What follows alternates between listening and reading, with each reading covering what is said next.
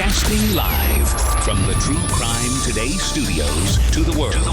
This is Murder in the Morning with Tony Bruschi and Stacey Cole. From the Hit Killers Podcast, Murder in the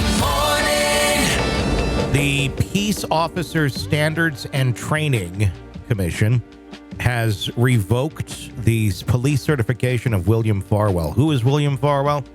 A former Stoughton police officer. Following his involvement in the Sandra Birchmore case, William is a twin brother of Matthew Farwell, who has been charged with Birchmore's murder.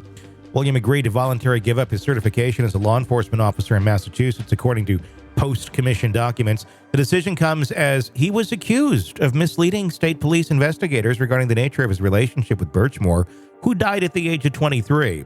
The Post also added William's name to the National Decertification Index, a national registry of officers who have had their credentials revoked. I didn't know that existed, but thank God. Unfortunately, I don't think a lot of departments follow it because there's... Right. Sandra Birchmore first met the Farwell brothers through the Stoughton Police Department's Explorers program in 2011. She was a child, where both William and Matthew served as guest instructors. Investigators revealed that Matthew Farwell groomed Birchmore from a young age, leading to a years-long sexual relationship. Authorities allege that Matthew killed Birchmore when she became pregnant with his child in 2021 and staged her death to appear as a suicide. And by the way, got away with it for a long time. Matthew Farwell has been federally indicted for killing Sandra Birchmore, and prosecutors may pursue the death penalty, reported Boston 25 News. Williams' inappropriate conduct extended beyond his brother's relationship with Birchmore. Investigators uncovered evidence that William had exchanged sexually explicit messages, including photos and video, with Birchmore when she was about 22. Additionally, he conducted 26 unauthorized searches for Birchmore in a police database and 24 searches for himself, all without official law enforcement justification. These officers over in this part of the country really think they can do whatever the fuck they want. That's what it feels like. It's like, whatever we're going to do, nobody's going to catch us. Like, you got a problem? Let's go talk to the ones over in Canton, where the Karen Reed case took place. A 2022 internal review by the Stoughton Police revealed that William, Matthew, and another officer, Robert C. Devine, had inappropriate relations with Birchmore. 3.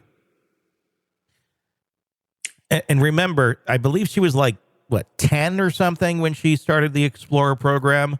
And then, I wanted to say 13, but maybe not. I don't know. Then the sexual shit started when she was underage too, and it just kind of kept going. And that's all according to the allegations. As a part of the agreement with the Post, William has been barred from ever working in law enforcement in Massachusetts again. The commission stated revocation of certification ensures accountability for officers who engage in misconduct, protecting the integrity of law enforcement. How about we also put him on the fucking sexual predator list as well? I think that would be key. Because there's a lot of other jobs he can go get that can be around children. And why is he not charged yet? That's an even better question. What are they trying to drum up more evidence? I don't know. I mean, the brother's been charged, and this guy's still just kind of sitting there, and he's willingly taking being an officer off of the list of possibilities for life. That shows a little bit of guilt. Or is this some sort of fucked up like agreement that they have? Like, if you do this, we won't charge you.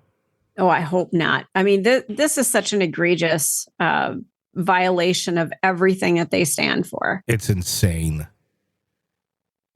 So, yeah, there's no way that he's going to get off. Is there? Who the fuck knows?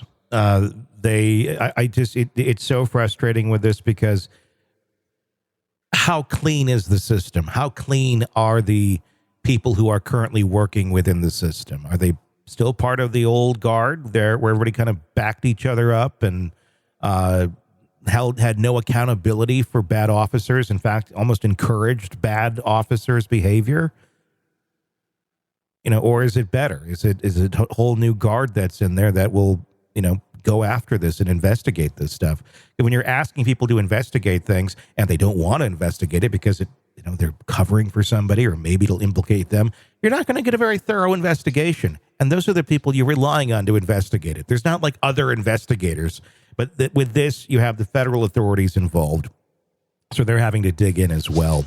The thing is, though, quite often they work hand in hand with local, but if your local end is fucked and they're all corrupt, it makes it that much more difficult, I think, to handle a case. It makes it really difficult if they, I'm sure everybody who's investigating this knows somebody in this system because they're so intertwined. But who else do you get to investigate? Exactly. I don't know. The whole thing is so fucked up. And it just makes you scratch your head and go, did people know this was going on? That's what I want to know.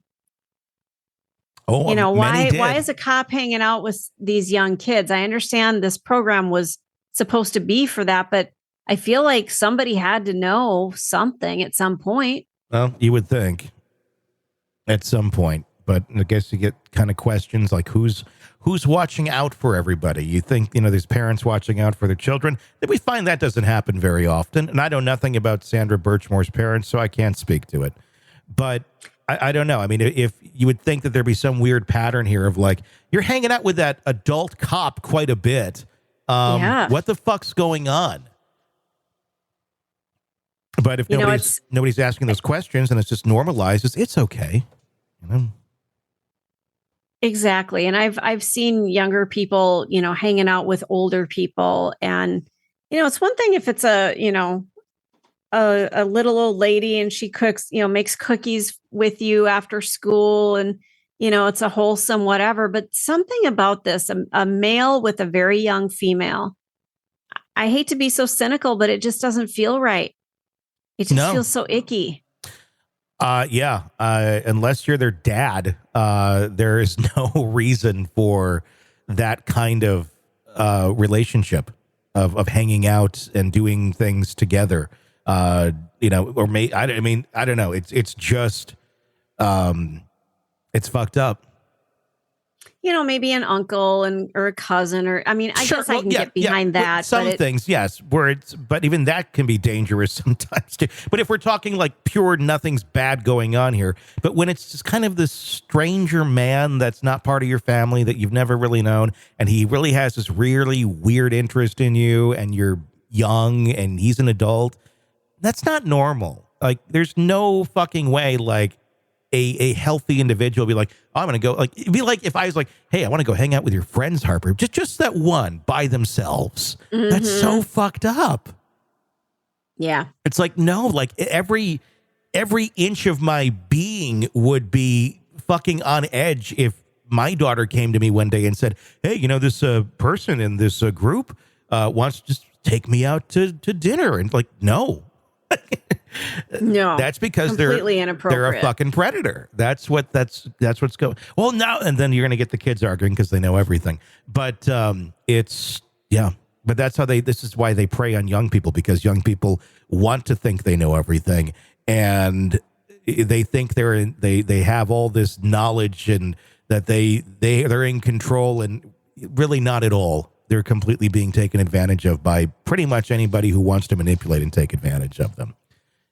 Well, and we're also, I don't know her history, and I should probably look this up so I can speak a little better to it. But I'm guessing her home life was not great.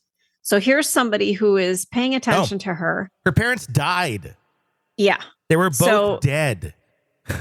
So she's got nobody to mentor her or give her adult supervision and guidance and things like that. So here's somebody in a position of authority who is showing attention to her and focusing on her. Yeah. And what a lovely thing until it's not. That's what makes it even more sick, is that they knew like her parents are dead and she's kind of seeking that sort of figure in her life, and they swooped in like that. Yeah, they saw her. Person really needs somebody to love and care for her, and she's just been given this horrible lot in life, and I have a chance to make a difference. Yeah, it's a way for me to fuck somebody over. They seek the wounded and try to come in and fucked up. What else has he done? I'm waiting for the charges. I don't know why. I'd love to understand why there's no charges there yet, but yeah, he's got to go. All right, true crime addicts, let's cut the crap. You're knee-deep in the gory details of your favorite podcast when suddenly a commercial hits like a bad meal. Seriously? You deserve better. Upgrade to True Crime Today Premium Plus on Apple Podcasts, where you can binge without those annoying ads. Plus, get extended interviews that go deeper into the darkness and early access to episodes so you can be the first to know. It's like trading up from fast food to fine dining, but with more blood. So, go ahead. Search for True Crime Today Premium Plus on Apple Podcasts. Subscribe and feast on the good stuff.